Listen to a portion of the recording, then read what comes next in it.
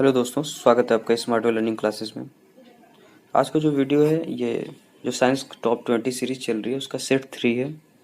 Set 1 और set 2 में पहले ही करा चुका हूँ, जिसमें मोस्ट इम्पोर्टेंट 20 क्वेश्चन दिए हुए हैं। और अगर आप सेट 1 और सेट 2 नहीं देखे हैं तो सेट 1 और सेट 2 ज़रूर देख लीजिएगा, क्योंकि काफ़ी हेल्पफुल होने वाले हैं आपके ग्रुप डी एग्जाम्स और एनटीपीसी के एग्जाम्स के लिए। तो चलिए शुरू करते हैं आज का क्वेश्चन। आज का जो पहला क्वेश्चन है वो है मलेरिया रोग में शरीर का प्रभावित होने वाला अंग। ऑप्शन है प्लीहा, ब्रिक, मेरुरज्जु एवं तंत्रिका तंत्र। तो इस क्वेश्चन का जो राइट आंसर होगा वो हो जाएगा ऑप्शन ए प्लीहा। प्लीहा को हम स्प्लीन बोलते हैं या तिल्ली भी बोलते हैं, क्योंकि ऑप्शन जो है एग्जाम में किसी भी फॉर्म में आ सकता है। प्लीहा भी दे सकता है, स्प्लीन या तिल्ली कुछ भी दे सकता है, तो आप ये चीज़ ध्यान रखिएगा। चलिए बढ़ते हैं नेक्स्ट क्वेश्चन की तरफ। नेक्स्ट क्वेश्चन है एक फैदम बराबर होता है। सबसे पहले बता दूं, ये जो फैदम होता है ये लेंथ की एक यूनिट होती है। तो एक फैदम कितने के बराबर होता है? 1 फीट, 2 फीट, 4 फीट या 6 फीट? तो आपको बता दूं, एक फैदम जो होता है वो 6 फीट के बराबर होता है, इसलिए ऑप्शन नंबर डी सही हो जाएगा। एक फैदम इक्वल टू 6 फीट, ये आपको ध्यान रखना है। चलिए नेक्स्ट चलते हैं क्वेश्चन नंबर 3 की तरफ। क्वेश्चन नंबर 3 जो है मेटल्स एंड अयस्क से है। एल्यूमिनियम का निष्कर्षण किस अयस्क से किया जाता है? ऑप्शन है हेमेटाइट, बॉक्साइट, और ऑप्शन सी जो है वो हेमेकाइट है, ध्यान रखिएगा। Option D cuprite. तो इस क्वेश्चन का जो राइट आंसर हो जाएगा ऑप्शन नंबर बी। बॉक्साइट से एल्यूमिनियम मेटल जो है निकाला जाता है, यानी बॉक्साइट जो है अयस्क है जिससे एल्यूमिनियम प्राप्त किया जाता है। नेक्स्ट बात करें क्वेश्चन नंबर 4 की तरफ। तो हल्दी में पीले रंग का कारण क्या होता है? हल्दी में पीले रंग का कारण क्या होता है? इसका जो ऑप्शन है कैप्सेंथीन, कुरकुमिन, ट्राइटरपीन या कैप्सेसिन। तो इसका जो राइट आंसर हो जाएगा वो हो जाएगा ऑप्शन नंबर बी कुरकुमिन। हल्दी में जो पीले रंग का कारण होता है वो कुरकुमिन की वजह से ही होता है। नेक्स्ट बात करते हैं क्वेश्चन नंबर 5 की तरफ। इस साउंड से क्वेश्चन है और इससे जरूर एक आध क्वेश्चन जरूर पूछ लिया जाता है। साधारण बातचीत की तीव्रता डेसिबल में कितनी होती है? Option A 70 dB, B 30 to 40 dB, 180 dB या 15 से 20 dB। तो साधारण बातचीत करने की जो तीव्रता होती है वो होती है 30 से 40 डेसिबल। dB जो है वो डेसिबल में है, ध्यान रखिएगा। नेक्स्ट बात करते हैं क्वेश्चन नंबर 6 की तरफ। समुद्री जल का पीएच वैल्यू कितना होता है? पीएच मान से भी जरूर एक दो क्वेश्चन आ जाते हैं, इसलिए पीएच मान आपको सब तैयार रखना है। और हालांकि मैं एक एक इम्पोर्टेंट जो होगा वो सेट में ऐड करता रहूँगा। तो समुद्री जल का जो पीएच वैल्यू होता है, ऑप्शन देख लीजिए। ऑप्शन ए 7, 7.4, 8 और ऑप्शन नंबर डी 8.4। इसका जो राइट आंसर हो जाएगा वो हो जाएगा ऑप्शन नंबर डी। समुद्री जल का जो पीएच होता है वो होता है 8.4, और नॉर्मल जो जल होता है जो हम लोग पीते हैं, पीने के लिए यूज करते हैं, उसकी वैल्यू जो होती है पीएच वैल्यू 7 होती है। नेक्स्ट बात करते हैं क्वेश्चन नंबर 7 की। पोलियो रोग से शरीर का कौन सा अंग प्रभावित होता है? यकृत, प्लीहा, तंत्रिका तंत्र या आमाशय? तो इससे पहले मैंने आपको बताया था पीलिया में, सॉरी इसके पहले जो बताया था वो ठीक है, उसके बारे में बाद में डिस्कस करते हैं। अभी जो है पोलियो से जो है वो आपका तंत्रिका तंत्र प्रभावित होता है, क्योंकि जब पोलियो, इसीलिए पोलियो का टीका लगवाया जाता है ताकि बच्चों को पोलियो की शिकायत ना हो। ये बहुत ही खराब किस्म की बीमारी है, इससे पूरे शरीर जो है काम करना बंद कर देती है। और अगर पोलियो की बात आ गई तो बता दूं, भारत को पोलियो WHO के द्वारा 2014 में ही पोलियो मुक्त घोषित किया जा चुका है। ये चीज़ भी ध्यान रखिएगा, क्वेश्चन पूछ सकता है कि भारत को पोलियो मुक्त कब घोषित किया, तो 2014 में, 2014। नेक्स्ट बात करते हैं क्वेश्चन नंबर 8 की तरफ। क्वेश्चन नंबर 8 का है बेसेमर प्रक्रिया से बनाया जाता है। ऑप्शन है आपका टीन, इस्पात, अमोनिया या हाइड्रोजन। इस चीज़ आप ध्यान रखिएगा, इस्पात को स्टील भी कहते हैं इंग्लिश में, बहुत सारे लोगों को नहीं पता होता है, इस्पात को स्टील कहते हैं। तो इस प्रश्न का जो राइट आंसर हो जाएगा वो ऑप्शन नंबर बी ही सही है। बेसेमर प्रोसेस से जो है हम स्टील का निर्माण करते हैं। तो नेक्स्ट बात करते हैं क्वेश्चन नंबर 9 की तरफ। मानव द्वारा निर्मित प्रथम संश्लेषित रेशा, ऑप्शन है आपका नायलॉन, रेयान, पॉलिस्टर या टेरिकॉट। तो इसका जो राइट आंसर हो जाएगा वो हो जाएगा ऑप्शन नंबर ए, नायलॉन। और रेयान को जो है संश्लेषित रेशा कहते हैं, लेकिन जो प्रथम संश्लेषित रेशा है वो है आपका नायलॉन। ये चीज़ ध्यान रखिएगा। चलिए बात करते हैं क्वेश्चन नंबर 10 की तरफ।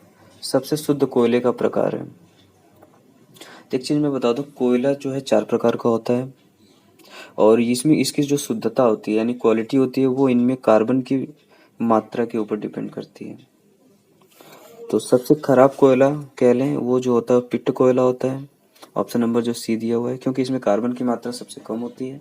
और सबसे बेहतर यानी ये सबसे अच्छा कोयला जो होता है एंथ्रासाइट, इसमें 80 to 85% कार्बन होता है।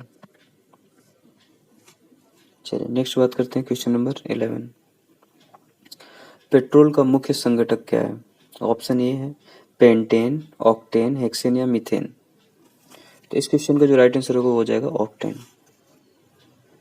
ऑक्टेन जो है, अगर ऑक्टेन की मात्रा किसी भी फ्यूल में जितना ज़्यादा होगी वो फ्यूल उतना ही अच्छा होगा यूज के लिए। तो इसलिए पेट्रोल का जो मुख्य संघटक क्या होता है, ऑक्टेन, आपको ध्यान रखना है। नेक्स्ट बात करते हैं क्वेश्चन नंबर 12 की तरफ। सोना निम्नलिखित में से किस पदार्थ में घुल जाता है? हाइड्रोक्लोरिक अम्ल, नाइट्रिक अम्ल, एक्वा रेजिया या एसिटिक अम्ल। ये काफ़ी इंपॉर्टेंट क्वेश्चन है, सबको पता होना चाहिए। सोना जो है ये हर किसी चीज़ में नहीं घुलता है। सोना जो है स्पेशली जो है एक्वा रेजिया में घुलता है। और एक्वा रेजिया को अम्लराज भी कहते हैं। और एक्वा रेजिया जो है 2 अम्लों से मिलकर बना होता है, HCl जिसे हाइड्रोक्लोरिक अम्ल कहते हैं, और दूसरा नाइट्रिक अम्ल HNO3 से मिलकर बना होता है। चलिए नेक्स्ट क्वेश्चन नंबर 13। एक्यूपंक्चर किस देश में अधिक प्रचलित है? सबसे पहले बता दो, एक्यू जो पंचर है ये एक ट्रीटमेंट की टेक्निक है, मतलब कि दवा करने का एक तरीका होता है एक्यूपंक्चर। और इसका जो ऑप्शन है भारत, चाइना, जापान या अमेरिका। इसका जो राइट आंसर हो जाएगा चाइना। एक्यूपंक्चर जो टेक्निक है बीमारी ठीक करने की, ये चाइना में सबसे ज़्यादा प्रचलित है। और इसमें क्या होता है कि हड्डियों में नीडल के थ्रू यानी सुई के थ्रू जो है छेद करते हैं और इस तरीके से उपचार किया जाता है एक्यूपंक्चर में।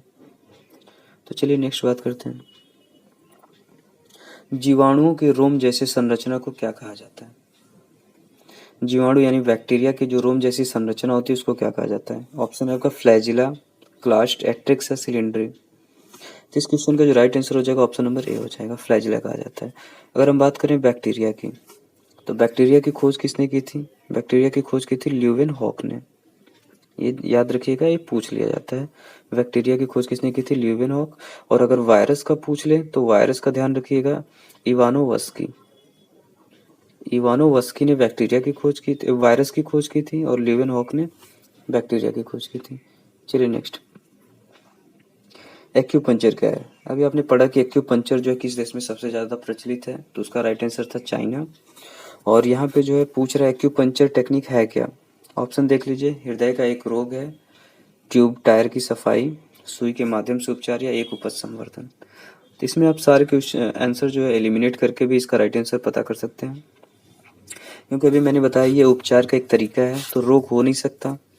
ट्यूब टायर ये तो कोई मतलब नहीं है, तो इसका जो राइट आंसर हो जाएगा सुई के माध्यम से उपचार। इसमें निडल के थ्रू ट्रीटमेंट किया जाता है। चलिए नेक्स्ट चलते हैं, क्वेश्चन नंबर 16। मानव के किस अंग में सर्वाधिक कोलेस्ट्रॉल उत्पादित होता है? आपको पता होगा कि हार्ट अटैक जो होता है उसके लिए कोलेस्ट्रॉल काफ़ी ज़्यादा जिम्मेदार होता है, और ये ज़्यादा फैटी चीज़ें खाने से कोलेस्ट्रॉल हमारे शरीर में बढ़ता है। तो यहाँ क्वेश्चन है कि सबसे ज़्यादा कोलेस्ट्रॉल हमारे शरीर के किस अंग में प्रोड्यूस होता है? इसका जो राइट ऑप्शन देख लीजिए पहले, यकृत, अमाशय, अग्नाशय या पित्ताशय। तो इसका जो राइट आंसर हो जाएगा ऑप्शन नंबर ए, हमारे लीवर में सबसे ज़्यादा कोलेस्ट्रॉल प्रोड्यूस होता है। नेक्स्ट बात करते हैं क्वेश्चन नंबर 17 की तरफ। कौन सा विटामिन यकृत में संचित किया जा सकता है? यकृत को ही लीवर कहते हैं, जिगर भी कहते हैं, ये चीज़ आप ध्यान रखिएगा। तो यहाँ पे पूछ रहा है कि 4 विटामिन दिए हुए हैं, vitamin A, vitamin B, vitamin C और विटामिन डी। तो क्वेश्चन 17 है कि विटामिन में कौन सा विटामिन यकृत में संचित किया जा सकता है। तो इसका जो राइट आंसर होगा वो option number A, vitamin A जो है लीवर में संचित किया जा सकता है। और एक चीज़ और ध्यान रखिएगा आप कि विटामिन बी और सी ये वाटर सॉल्युबल होते हैं, विटामिन बी और सी ये वाटर सॉल्युबल होते हैं, यानी ये पानी में घुल जाते हैं, जबकि विटामिन ए, डी, ई और के ये फैट सॉल्युबल होते हैं, ये फैट में घुलते हैं। और ये जो विटामिन बी और सी होते हैं वाटर सॉल्युबल होते हैं। अब नोट डाउन कर लीजिएगा, काफ़ी इंपॉर्टेंट है और ये डायरेक्ट क्वेश्चन जो है एग्जाम में पूछ लिया जाता है। तो चलिए नेक्स्ट चलते हैं क्वेश्चन नंबर 18 की तरफ। नेत्र गोलक किस सेट द्वारा चालित होता है। इस क्वेश्चन का ये मतलब है कि नेत्र जो गोलक होता है उसको चालित यानी चलने के लिए, मूव करने के लिए कितनी मांसपेशियों की सेट की आवश्यकता होती है। तो इसका जो ऑप्शन आप देख लीजिए एक बार, 4 मांसपेशियों की, 6 मांसपेशियों की, 8 मांसपेशियों की या 10 मांसपेशियों की।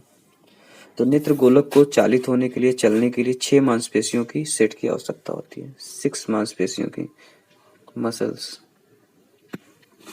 चलिए बात करते हैं क्वेश्चन नंबर 19 की। ये भी मेडिकल टर्म्स है। विडाल टेस्ट, विडाल टेस्ट जो होता है, जैसे आप सीबीसी करवाते हैं, ब्लड टेस्ट वगैरह कराते हैं, इसी तरीके का एक टेस्ट होता है विडाल टेस्ट। उसका उपयोग किस बीमारी की संभावना की जांच के लिए किया जाता है। ऑप्शन है आपका मलेरिया, टाइफाइड, हैजा या निमोनिया। तो इस क्वेश्चन का जो राइट आंसर हो जाएगा, विडाल टेस्ट जो है वो टाइफाइड के लिए किया जाता है। अगर किसी का बुखार ठीक नहीं होता है तो उसके लिए डॉक्टर विडाल टेस्ट करवाते हैं, ये पता करने के लिए कहीं इनको टाइफाइड की शिकायत तो नहीं है। टाइफाइड के जो है ये डायरेक्ट आंत को, हमारे लीवर को अफेक्ट करता है, जबकि मलेरिया जो है हमारे स्प्लीन को, यानी जिसे हम प्लीहा कहते हैं, उसको अफेक्ट करता है। और अभी मैंने पोलियो के बारे में बात की थी, पोलियो बीमारी जो है हमारे तंत्रिका तंत्र को, तो हमारे तंत्रिका तंत्र को अफेक्ट करता है, ये चीज़ ध्यान रखिएगा। नेक्स्ट बात करते हैं आज के क्वेश्चन नंबर 20, यानी जो आज का लास्ट क्वेश्चन है। द्रव धातु कौन सा है। ऑप्शन नंबर ए है ब्रोमीन, पारा, सोडियम या सोना। ये पूछ रहा है कि कौन सा मेटल है जो लिक्विड स्टेट में पाया जाता है, इस क्वेश्चन का ये मतलब है। तो एक चीज़ मैं बता दूं कि ब्रोमीन और पारा ये दोनों जो है रूम टेम्परेचर पे लिक्विड फॉर्म में पाए जाते हैं, लेकिन इनमें जो अंतर है, ब्रोमीन जो है ये अधातु होता है यानी कि नॉन मेटल होता है, और पारा जो है ये मेटल होता है। तो क्वेश्चन में क्या पूछ रहा है कि द्रव धातु तत्व, यानी यहाँ मेटल की बात हो रही है, तो यहाँ पे ऑप्शन नंबर बी यानी कि पारा सही हो जाएगा। यहाँ पे आप ब्रोमीन को भी ध्यान रखिएगा, ब्रोमीन जो है ये नॉन मेटल होता है। अगर यहीं पे द्रव अधातु पूछता तो आप ब्रोमीन को सही कर देते। तो ये रहा आज का लास्ट क्वेश्चन था, और आपने पूरा वीडियो देखा है तो इसके लिए थैंक यू। और अगर वीडियो अच्छी लगी हो तो लाइक करें, चैनल को सब्सक्राइब कर दें। स्मार्ट वे लर्निंग क्लासेस में आपका बहुत बहुत स्वागत है। और अगर आप अपने अटेम्प्ट जरूर कमेंट में करिएगा, जितने भी आपके राइट क्वेश्चन आपके होंगे वो जरूर कमेंट करिएगा। और अगर आपने सेट 1 और सेट 2 नहीं देखा है तो वहाँ भी आपके 20 मोस्ट इंपॉर्टेंट क्वेश्चन के 2 सेट हैं, वो भी जरूर देख लीजिएगा, क्योंकि कोई भी सवाल एग्जाम में आ सकता है, इसलिए आपको सारे क्वेश्चन देख के जाने हैं। तो वीडियो देखने के लिए धन्यवाद। जय हिंद, जय भारत।